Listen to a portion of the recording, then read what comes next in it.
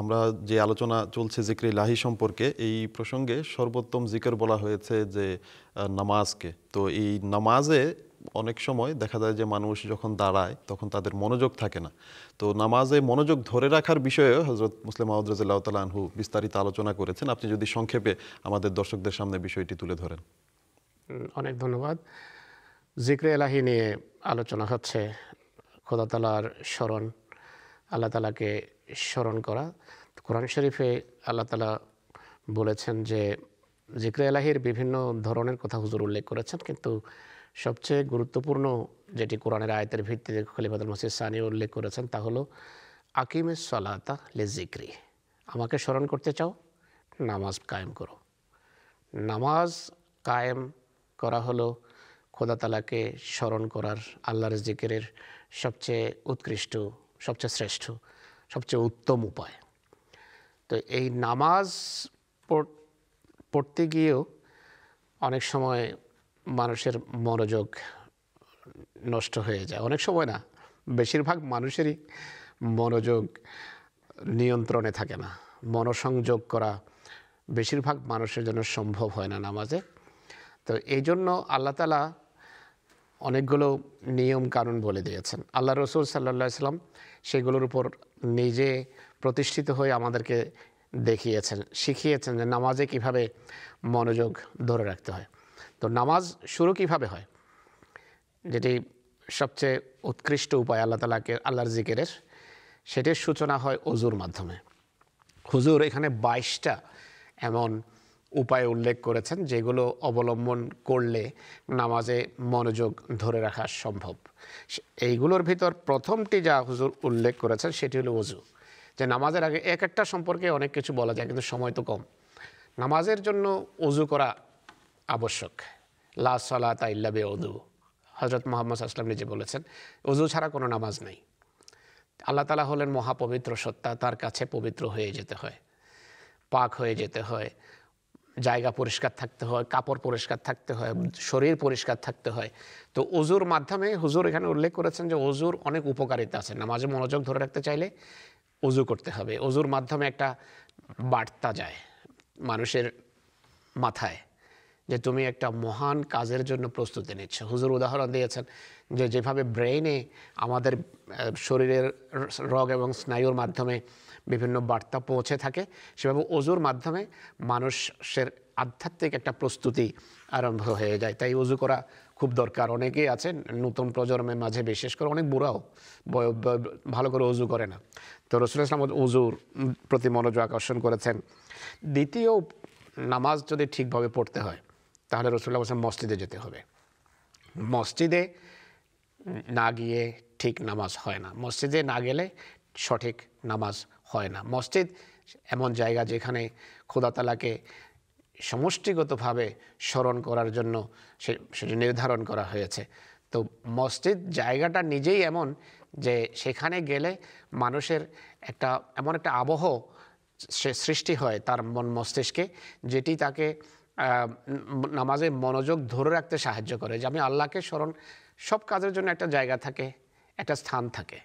তো আল্লাহকে সঠিকভাবে স্মরণ করার, অর্থাৎ নামাজ পড়ার সবচেয়ে ভালো জায়গা হলো মসজিদ। তাই মসজিদে যেতে হবে।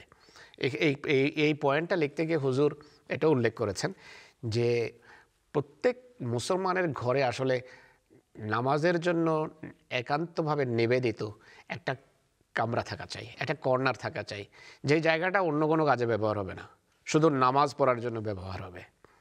তো সেখানেও এভাবে মসজিদের একটা ছোট্ট ক্ষুদ্র পরিসরে একটা পরিবেশ সৃষ্টি হবে। তো তাই হুজুর এই কথাটাও বলেছেন, এই মসজিদে গিয়ে নামাজে মনঃসংযোগ এবং মনোযোগের জন্য দ্বিতীয় পয়েন্ট বলতে গিয়ে ঘরের কথাটাও তিনি বললেন।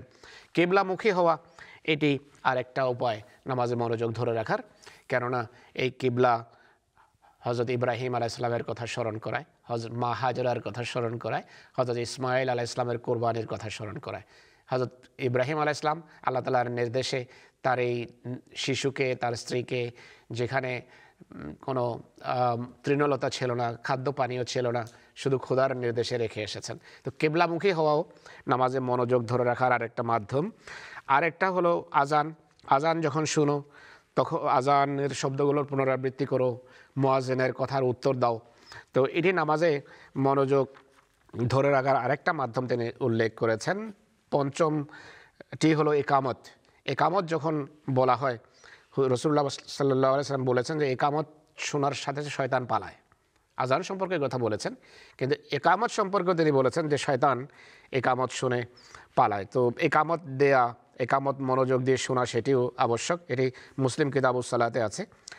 আর ষষ্ঠ যেই পয়েন্টটা মনোযোগ ধরে রাখার কথা রাসূলুল্লাহ বলেছেন, যেটি মানুষের জন্য সহায়ক হয় মনোসংযোগ এবং মনোযোগ নিবদ্ধ করার ক্ষেত্রে, সেটি হলো সারিবদ্ধ হয়ে, সারি সোজা রেখে, কাঁধে কাঁধ মিলিয়ে সবাই একই সারিতে দাঁড়িয়ে এক আল্লাহকে স্মরণ করলেও যখন স্মরণে যখন দাঁড়ানো হয় তখন খোদা তাআলা দিকে, আল্লাহর দিকে মনোযোগ থাকে। আর সারি যদি সোজা না হয় তাহলে রাসূল করিম সাল্লাল্লাহু আলাইহি ওয়াসাল্লাম সাবধান করেছেন যে স্মরণ রেখো, তোমাদের সারি যদি বাঁকা থাকে মনে রাখবে তোমাদের হৃদয়ও বাঁকা হয়ে যাবে। তো এটিও মনোযোগ ধরে রাখার আরেকটা উপায়। তারপর নিয়তের কথা বলেছেন হুজুর, যে নিয়তও আবশ্যক। নিয়ত মানে এই না যেটা আমাদের সমাজে বিশেষ করে উপমহাদেশীয় বিভিন্ন মহলে এটি প্রচলিত আছে যে আমি এই ব্যক্তির পিছনে এত রাকাত নামাজ পড়ার নিয়ত করছি, নাওয়াইতে দিয়ে শুরু করে। তো এই ধরনের কোনো নিয়ত রাসূলুল্লাহ শিখানেন। নিয়ত মানে হলো দৃঢ় সিদ্ধান্ত যে আমি এখন জোহরের নামাজ পড়তে যাচ্ছি, ফরজ পড়তে যাচ্ছি বা সুন্নত পড়তে যাচ্ছি। তো এটাও বলার দরকার না যে এই ব্যক্তির পিছনে নামাজ পড়ছি, এই ধরনের একটা রীতিও আছে। কিন্তু নিয়ত, সিদ্ধান্ত থাকতে হবে, সিদ্ধান্তের সাথে কাজের বরকত। রাসূলুল্লাহ বলেছেন ইন্নামাল আমালু বিন্নিয়াত। নিয়ত মানে হলো দৃঢ় সিদ্ধান্ত এবং আন্তরিক সিদ্ধান্ত যে আমি এখন নামাজে দাঁড়াচ্ছি আমার আল্লাহ তাআলার কাছে। তা এরপর 8 নম্বর পয়েন্ট হুজুর বলেছেন যে ইমামের পিছনে নামাজ পড়ার আরেকটা লাভ আছে, তা হলো মানুষ একা যখন নামাজ পড়ে অনেক সময় নামাজ পড়তে পড়তে সে কোথাও চলে যায়, ভুলে যায়, অন্য চিন্তায়, অন্য জগতে বিচরণ করে, বাজারে যাচ্ছে, অন্য কোনো শহরে যাচ্ছে। আমার একটা চুটকিও মনে পড়ছে এখন, যেটা হুজুর প্রোগ্রামে শুনিয়েছেন, কিন্তু এটা বলার এখন সময় নেই। তো ইমামের পিছনে নামাজ পড়ার দরকার, এই জন্য মসজিদে যেতে হয়। কারণ ইমাম মানুষকে বারবার নামাজের বিভিন্ন পর্যায়ে গিয়ে যখন আল্লাহু আকবার বলেন তখন আসলে মুক্তাদিকে স্মরণও করান যে কোথায় ঘোরাফেরা করছো, চলে আসো। এখন রুকুতে গিয়ে বলেন আল্লাহু আকবার, যখন বলেন রুকু যাওয়ার সময় দাঁড়িয়ে আবার বলেন সামি আল্লাহু লিমান হামিদা, তখন মুক্তাদির পরে আরে আমি তো এখন নামাজে আছি, হঠাৎ আবার ফিরে আসে। তো ইমামের পেছনে নামাজ পড়ার কল্যাণও হুজুর উল্লেখ করেছে। এটি নামাজে মনোযোগ ধরে রাখার উপায়। অনেক পয়েন্ট আছে, বলতে গেলে পুরো সময় আমি নিয়ে নেব, শেষটা বলে দিই। শেষটা হলো যে হুজুর বলেছেন নামাজ পড়ার সময়, যেটা আসলে হযরত মুহাম্মদ সাল্লাল্লাহু আলাইহি ওয়াসাল্লামের উক্তি, তিনি বলেছেন যে আনতাবুদাল্লাহ কান্নাকা তারাহু, যে নামাজ এমনভাবে পড়ো যেন তুমি আল্লাহ তাআলাকে দেখছো, এভাবে নামাজ পড়ো। আর যদি ইমানের, বিশ্বাসের এত উন্নত মার্গে না থাকতে পারো তাহলে মনে করো যে ফাইন্নাহু ইয়ারাক, যে নিদেন পক্ষে এই মানসিক অবস্থা তোমার বিরাজ করা উচিত যে আল্লাহ তাআলা তোমাকে দেখছেন। তো এই অবস্থা যদি হয় তাহলে নিশ্চিত হতে পারে যে নামাজে আপনার মনোযোগ নিবদ্ধ রয়েছে। তো 22টা পয়েন্ট ছিল, তার ভিতর থেকে 8-9টা আমি শুনিয়েছি, বাকি ইনশাআল্লাহ পরে কোনো সময়। ধন্যবাদ মৌলানা সাহেব।